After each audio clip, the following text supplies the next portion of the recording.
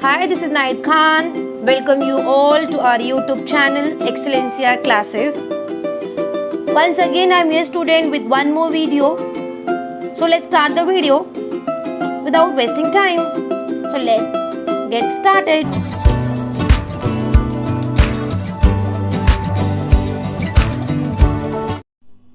Here we go. Next जैसे कि मैंने कहा था कि नेक्स्ट जो टॉपिक हम डिस्कस करने वाले हैं असेट्स लायबिलिटीज एंड नेटवर्थ। तो यहाँ पर मैं आ गई हूँ। देखो, सबसे पहले मैं आपको बता दूँ, जब भी असेट्स की बात होगी इसमें थोड़ा सा हम पहले बात कर ले फिर हम रीड करें। देखो, असेट मैंने बताया था कि मेरी प्रॉपर्टी, ओके, मेरी प्रॉपर्टी, मेरी मतलब कि बिजनेस की प्रॉपर्टी कुछ भी। तो अगर मेरे पास बाद में क्लासिफिकेशन देखेंगे, सपोज मेरा बिजनेस, अभी ध्यान से समझो आप लोग, अभी मैं क्या कर रही हूँ, उसी प्रॉपर्टी असेट्स के बारे में बता रही हूँ। मेरे पास कैश है तो वो भी मेरा असेट्स होगा, ठीक है। डेटर्स भी देखा था हमने, मतलब अगर मैंने किसी को पैसे दिए हुए हैं, वो जब भी मुझे रिटर्न करेगा तो वो मुझे असेट्स में आएगी, ठीक है। क्लासीफाई नहीं कर रहे। अभी हमने देखा यहाँ पे आप लोगों को दिख रहा होगा, एनी फिजिकल थिंग और right own that has a monetary value is called an assets. The ownership of the, तो किसी भी फिजिकल कमोडिटी की, ठीक है, मॉनेटरी वैल्यू होती है जिसकी पैसे में, रुपीज में कीमत होती है, उसे हम असेट्स कहते हैं। असेट में हाँ, बिजनेस यूनिट का होना चाहिए, पर्सनली होना चाहिए। एग्जाम्पल देखो, लैंड, अगर किसी भी फर्म का, कंपनी का लैंड है तो वो उसका असेट्स है। गुडविल इनटेंजिबल असेट्स है। स्टूडेंट, मैंने क्या कहा था कि वो दिखता नहीं है लेकिन उसका बेनिफिट हमें फ्यूचर में हो सकता है। कैसे? हमने देखा था हमारे वो एग्जाम्पल में, एक अननोन कंपनी है और एक नोन कंपनी है, तो ऑब्वियसली जो शेयर्स की डिमांड होगी वो नोन कंपनी की डिमांड होगी ज़्यादा, ना कि अननोन कंपनी की। कंप्यूटर से सब। अब हम टाइप्स देखते हैं, मतलब कि हम इसको क्लासीफाई भी कर सकते हैं। इट मीन्स आप टाइप्स की जगह पे स्टूडेंट आप लोग यहाँ पर क्लासिफिकेशन ऑफ एसेट्स भी लिख सकते हो। वैसे तो स्टूडेंट एसेट्स को डिफरेंट डिफरेंट कैटेगरीज में क्लासीफाई कर सकते हैं, लेकिन अकाउंटिंग पॉइंट ऑफ व्यू से एसेट जो होती है स्टूडेंट, हम उनको इस तरीके से क्लासिफाई कर सकते हैं। 3 क्लासिफिकेशन, ये इससे ज्यादा कुछ भी नहीं है। सबसे पहला आपको दिख रहा होगा जो है फिक्स असेट्स है, दूसरा जो है वो करंट असेट्स है, ठीक है। तो ऑब्वियसली यहाँ पे दिख रहा है आपको स्लैश करके नॉन करंट असेट्स भी लिखा हुआ है, तो सही बात है, जो करंट असेट नहीं है वो क्या होंगे, फिक्स असेट्स होंगे। The assets which are not current asset is called fix assets. Simply आप लोग याद रखना, the asset which give long term benefit to the business are known as fix asset. कभी भी याद रखना, जो भी बिजनेस की एसेट्स होगी, जो बिजनेस को लॉन्ग टर्म में, ठीक है, लंबे समय के लिए बेनिफिट देगी, ठीक है, मतलब कि बिजनेस एक बार उसको खरीद लेगी और उसका जो बेनिफिट रहेगा वो बिजनेस को काफी टाइम तक मिलता रहेगा, तो वो होता है हमारा फिक्स असेट। और the assets which are fix in nature, ठीक है। फिक्स इन नेचर कैसे होगा? देखो, लैंड एंड बिल्डिंग है, प्लांट एंड मशीनरी है, गुडविल है। दीज असेट्स में भी टेंजिबल और इंटेंजिबल, ये स्टूडेंट, क्योंकि यहाँ पे देखो गुडविल जो है वो इंटेंजिबल है, ठीक है, और लैंड एंड बिल्डिंग जो टेंजिबल मतलब कि which can be seen, touch, feel, ठीक है, जिसको हम देख सकते हैं, छू सकते हैं, ये सारी चीजें। और जो इंटेंजिबल है, गुडविल हो गया, पेटेंट है, ट्रेडमार्क है, बहुत सारी चीजें। फिलहाल यहाँ पे गुडविल है तो मैं गुडविल बोल रही हूँ, ठीक है। नेक्स्ट है हमारा करंट असेट। सिंपली उसका opposite, the asset which are held in the business for operating year and can be converted into cash very easily are called as current asset. ये 2 चीज याद रखना आप लोग। ऑपरेटिंग ईयर मतलब, या फिर आप इसको एक चीज और देखना कि करंट असेट को हम लोग ऑपरेटिंग असेट्स भी कहते हैं, मतलब कि जो असेट्स हमें बिजनेस को स्टूडेंट रन करने के लिए, चलाने के लिए इंपॉर्टेंट होती है, उसे हम करंट असेट कहते हैं। और एक और भी टर्म है इसका, वर्किंग कैपिटल, ठीक है। सिर्फ फिलहाल के लिए उतना रख लो, अभी हम डिटेल में बात नहीं करेंगे। और इसे हम यहाँ पे देखा होगा आपको लॉन्ग टर्म बेनिफिट है, लेकिन यहाँ पे कैसे है, ये शॉर्ट टर्म बेनिफिट देगा आपको।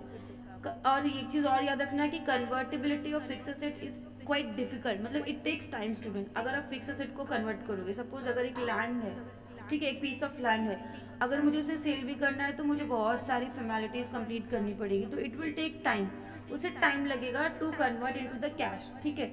लेकिन वहीं पे अगर हम बात करेंगे करंट एसेट्स की स्टूडेंट, तो करंट एसेट्स को इजीली कन्वर्ट किया जा सकता है विद इन शॉर्ट टाइम, ठीक है। शॉर्ट पीरियड ऑफ टाइम में भी हम करंट एसेट को इजीली, यही मेन डिस्टिंग्विश आप बोल सकते हो फिक्स एसेट और करंट एसेट को। करंट एसेट को आप इजीली कैश में कन्वर्ट कर सकते हो, फिक्स एसेट को भी कन्वर्ट कर सकते हो, but it will take time, ठीक है। एग्जाम्पल, डेटर्स, डेटर्स का मीनिंग मैंने बताया है, मैं नहीं बताऊंगी। बिल्स रिसीवेबल, ये भी मैंने बताया है। Cash in hand, cash at bank, चलो नहीं भी समझ में आया तो डेटर से मतलब कोई बंदा है, वो हमें पैसे देने की है, तो जब भी मतलब सपोज मेरे पैसों की जरूरत है, मिस्टर एक्स है, ठीक है, उन्होंने मुझसे 10,000 रुपीज बोरो किए थे, अब मुझे पैसों की ज़रूरत है, मैं मिस्टर एक्स को कॉल करूँगी, मैसेज करूँगी, कुछ भी करूँगी, मैं बोलूँगी भाई मुझे पैसे दे दो, मुझे पैसों की ज़रूरत है, तो आ गया वो कन्वर्ट हो गया कैश में। सेम बेसिबल है, कोई बिल, चलो बिल यहाँ पे लिखा है ना, मैं ना इसको ना चेक से कंपेयर करती हूँ स्टूडेंट, तो आपको इजीली समझ में आएगा। ठीक है, सिंपल। एक चेक था, सपोज एक्स, मिस्टर एक्स ने मुझे चेक दिया था, पर वो पोस्ट डेटेड था। आज डेट कितनी है, जो भी डेट हो, ठीक है, क्योंकि पता नहीं मैं कब ये अपलोड करूंगी, तो सपोज आज अगर एग्जाम्पल ले लेते, अगर आज 1 तारीख है, ठीक है, 1 नवंबर है, तो अगर उस पर डेट जो है वो 15 नवंबर है, ओके, तो क्या है, मुझे ज़्यादा वेट नहीं करना पड़ेगा, वो जो चेक है वो मैं डिपॉजिट कर दूंगी, लेकिन 15 से पहले नहीं, 15 नवंबर, और उसके बाद में वो पैसा मेरे अकाउंट में आ जाएगा।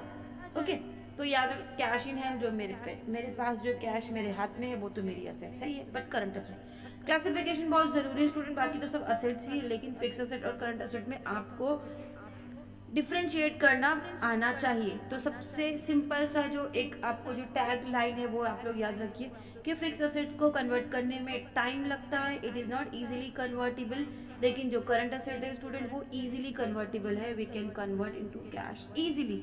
स्टॉक कैसे, मेरे पास पेन के स्टॉक पड़े हुए हैं, मैं हर बार पेन लेती हूँ because I like pen very much. मेरे पास पेन के स्टॉक पड़े हैं, तो जब भी मैं वो पेन सेल कर दूंगी मुझे क्या मिल जाएगा, पैसा मिल जाएगा। ओके, तो यहाँ पे ये हो गया हमारा करंट असेट। अब आते हैं हमारे फिक्टिशियस असेट। एक चीज आप लोग याद रखिएगा स्टूडेंट, बेसिकली ये जो फिक्टिशियस असेट्स का जो मतलब है, मतलब यही है स्टूडेंट कि ये एग्जैक्टली हमारे असेट्स नहीं होते, just because whatever expenditure we do, हम जो भी खर्चा करते हैं उससे हमें फ्यूचर बेनिफिट मिलता है, इस वजह से। और हमने पता टाइप्स ऑफ एक्सपेंडिचर किया था यहाँ पे, पहले हम पढ़ लेते हैं। These assets are not represented by tangible possession और property, they are imaginary asset but do not have any realizable value. Example, deferred revenue expenses like advertisement paid for 4। चलो मैं इसका नहीं, मैं सबसे थोड़ा अलग एग्जाम्पल बताती हूँ। फिक्टिशियस असेट कैसे होता है, सपोज मैंने एक प्रोडक्ट लॉन्च किया है, ठीक है, हमने चलो प्रोडक्ट भी नहीं, चलो हमने शेयर्स इशू किया है। अब वो शेयर्स के बारे में लोगों को, आप सभी को पता होगा, इतना तो पता होगा कि कंपनी शेयर क्यों इशू करती है, to raise the capital, fund इकट्ठा करने के लिए, पैसा कलेक्ट करने के लिए। अब वो शेयर्स के बारे में मतलब लोगों को बताने के लिए मैंने स्टूडेंट बहुत सारा एडवर्टीजमेंट कर लिया, मैंने और भी बहुत सारे लोगों को, मतलब जो ब्रोकर्स होते हैं, चलो मैं बहुत सिंपल वर्ड यूज़ करती हूँ ब्रोकर, यहाँ पे अंडरराइटर वर्ड भी होता है, मैं बहुत ही अकाउंटिंग टर्म नहीं यूज़ कर रही, ब्रोकर मतलब एजेंट को मैंने हायर किया, तो उसे भी मुझे पैसे देने पड़े, कमीशन देने पड़े। तो ये सब देखा जाए तो स्टूडेंट बेसिकली क्या है, खर्चा है। एडवर्टीजमेंट के लिए भी आई हैव टू पे, इवन ब्रोकर को भी मुझे ब्रोकरेज देना पड़ेगा। But the thing is that कि अभी ये मेरे लिए खर्चा है, वो जो एडवर्टीजमेंट है स्टूडेंट, ठीक है, एडवर्टीजमेंट में whatever I am going to spend, okay, और जो एक्सपेंडिचर में खर्च करने वाली हूँ और जो वो ब्रोकर को जो मैं कमीशन देने वाली हूँ, वो फिलहाल के लिए तो मेरा खर्चा है स्टूडेंट, एक्सपेंडिचर है, लेकिन उसका जो बेनिफिट होगा वो मुझे फ्यूचर में मिलेगा। लोगों को मेरे शेयर्स के बारे में क्या होगी, जानकारी होगी, और the people will subscribe to my share, ठीक है, the people will buy my share, my company share, तो उसका बेनिफिट जो है वो मुझे फ्यूचर में मिलेगा। और यहाँ पे देखो 4 ईयर दिया हुआ है, तो आप डिफर्ड रेवेन्यू एक्सपेंडिचर से याद रखना, तो ये भी हमारी एसेट्स होती है। फिक्टिशियस क्यों का स्टूडेंट कि ये खर्चा है हमारा, लेकिन फ्यूचर में बेनिफिट देगा। और ऑब्वियसली ना देखो यहाँ पे भी तो वही है ना, हमारा लैंड हो गया, बिल्डिंग हो गया, कंप्यूटर्स हुआ, हम वन टाइम तो इन्वेस्टमेंट करते हैं ना, खर्चा हमारी जेब से पैसे तो जाते हैं, लेकिन उसका बेनिफिट, आपने कंप्यूटर खरीदा, आपका पैसा, suppose the cost of that computer was ₹30,000 for example, तो फॉर नाउ आपके पास पैसे गए, करेक्ट, ईएमआई छोड़ दो, उतना लंबा कंसेप्ट नहीं जाएंगे, लेकिन उसका बेनिफिट तो आपको फ्यूचर में मिलेगा ही ना। ओके, तो डिफर्ड, यहाँ पे फिक्टिशियस एसेट्स का डिफर्ड रेवेन्यू एक्सपेंडिचर से याद रखिएगा, ठीक है। नेक्स्ट तो जो है हमारा वो लाइबिलिटीज है, टाइप्स ऑफ लाइबिलिटीज है, मैं अगेन इस लेक्चर में वो डिस्कस नहीं करूंगी। सो इस लेक्चर में इतना स्टूडेंट, फिर से मैं कहूँगी अगर आप लोगों को कुछ भी डाउट है तो आप नीचे कमेंट सेक्शन में पूछ सकते हैं। और स्टिल स्टूडेंट, अगर आप लोगों को वीडियो अच्छा लगता होगा तो प्लीज़ लाइक करना मत भूलिए और अपने फ्रेंड्स के साथ शेयर करना मत भूलिए। और अगर अभी तक आप लोगों ने हमारे चैनल को सब्सक्राइब नहीं किया होगा तो please please please do subscribe to our channel. Thank you so much. Thanks for watching the video students. Thank you.